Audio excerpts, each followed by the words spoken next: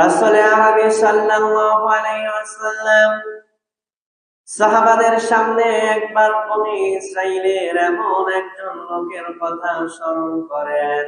এমন একজন লোকের কথা আমার আপনার নবীজি সাল্লাল্লাহু আলাইহি ওয়াসাল্লাম সাহাবাদেরকে বলেন, যেই লোক হলো 1000 মাস যাবত সারা রাত দাঁড়িয়ে দাঁড়িয়ে আল্লাহর জন্য ইবাদত করেছে, নামাজ আদায় করেছে, এবং সকাল বেলায় আবার যখন সকাল হয়ে যাইতো, সূর্য উঠে যাইতো, সূর্য উঠে সকাল থেকে সন্ধ্যা পর্যন্ত আল্লাহর বান্দা জিহাদের ময়দানে কাটিয়ে দিয়েছে অবিরাম 1000 মাস। এমনি ভাবে সে রাতের বেলা নামাজ আদায় করে, রাতের বেলা রাত জাগরণ করে আমার আপনার বান্দাদেরকে শেখানোর জন্য সে নামাজ আদায় করে, আবার সে দিনের বেলায় সারাদিন জিহাদের ময়দানে মশগুল থাকে। 1000 বছর যাবত এইভাবে চলে। 1000 মাসের ভিতরে সে কোনো বিরাম দেয় নাই। এই কথা যখন নবী সাল্লাল্লাহু আলাইহি ওয়াসাল্লাম যখন সাহাবাদের সামনে আরজ করলেন, সাহাবায়ে কেরাম তখন সাথে সাথে তারা খুবই আজব হয়ে গেল, খুবই বিস্ময়ান্বিত হয়ে গেল, আশ্চর্যান্বিত হয়ে গেল। 1000 মাস দিনের বেলা জিহাদ একটা মুহূর্তের জন্য বাদ দেয় নাই। 1000 মাস রাতের বেলা সারা রাত দাঁড়ায় আল্লাহর জন্য ইবাদত করেছেন। এই কথা যখন শুনলো সাহাবায়ে কেরাম তারা বিস্ময়ান্বিত হয়ে গেলেন।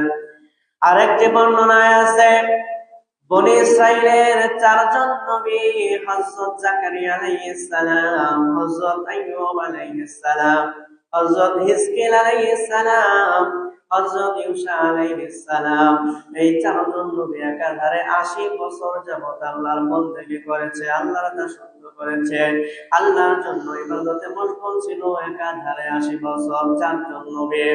এই কথা যখন নবীজি সাল্লাল্লাহু আলাইহি ওয়াসাল্লাম সাহাবাদের সামনে যখন বলে দিলেন, এই কথা শোনার পরে সাহাবায়ে কেরামরা আশ্চর্যান্বিত হয়ে গেল এবং তারা আফসোস করতে লাগলো, আমাদের হায়াত তো এত বেশি নয়।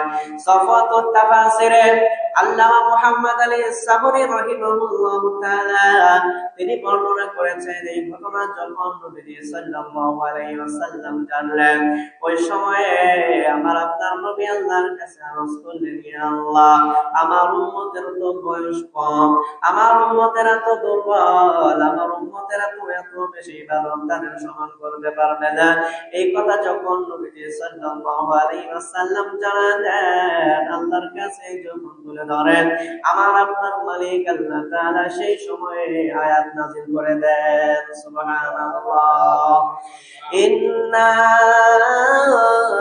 আনজালনাহু ফি লাইলাতিল কদর ওয়া মা আদরাকা মা লাইলাতুল কদর লাইলাতুল কদরি খায়রুম মিন আলফি শাহর। আল্লাহু আকবার। মুসলমান ভাইরা আমার, বন্ধুরা আমার, সূরাতুল কদরের প্রথম 3টি আয়াতে কারিমা আমি আপনাদের সামনে তেলাওয়াত করলাম।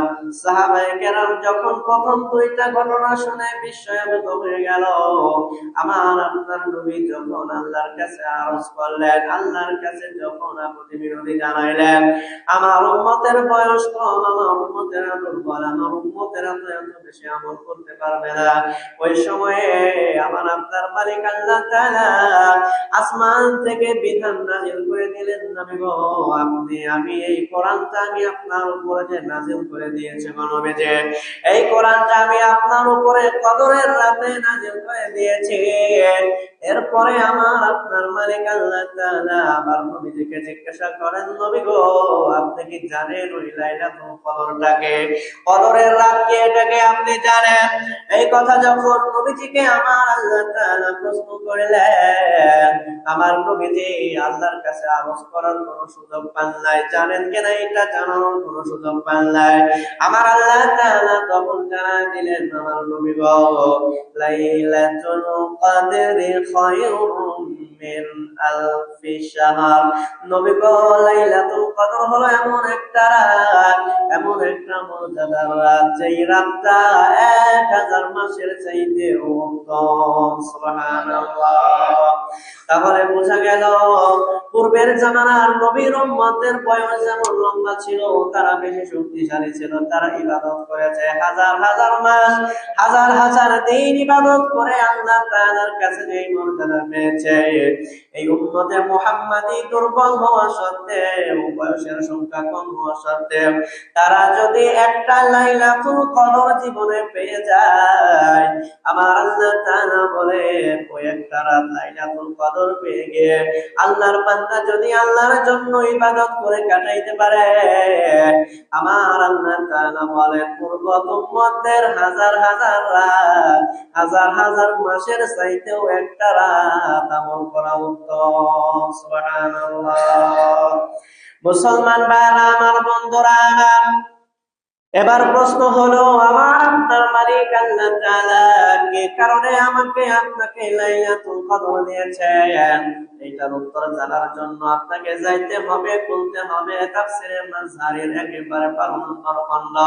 তাফসীরে মাযহারিতে আল্লামা কাজী সানাউল্লাহ পানিপতি রাহিমাহুল্লাহ তিনি বলতেছেন, তিনি একটা কথা এনেছেন, কথাটা বর্ণনা করেছেন আল্লামা মালিক, ইমাম মালিক রাহিমাহুল্লাহ তার মুওয়াত্তার মধ্যে তিনি এনেছেন এইভাবে।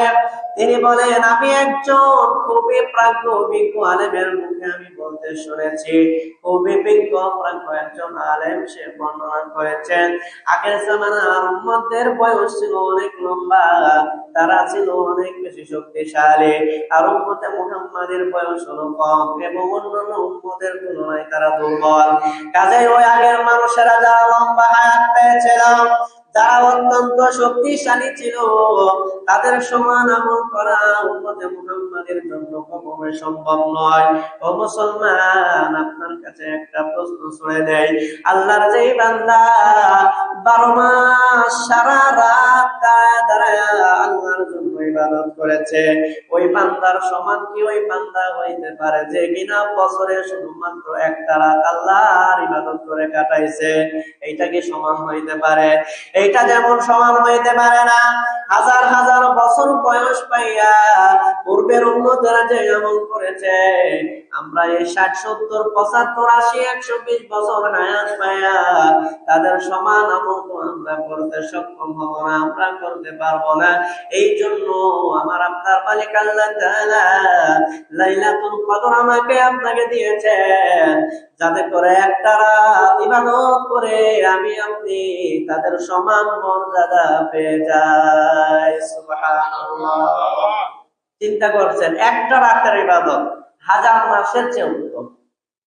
1000 মাস কোন মানুষ যদি আল্লাহর জন্য ইবাদত করে কাটায়, যেই পরিমাণ সওয়াব পাবে, যেই পরিমাণ মর্যাদা আল্লাহর কাছে তার বেড়ে যাবে, এই লাইলাতুল কদর জীবনে একবার পেয়ে আল্লাহর কোন বান্দা সারা রাত ইবাদত করে কাটাইতে পারলে ওই 1000 মাসের সমান সওয়াব, ওই 1000 মাস ইবাদত করে যে মর্যাদা আল্লাহর কাছে পেয়েছে, আল্লাহর বান্দা তাই পেয়ে যাবে। সুবহানাল্লাহ।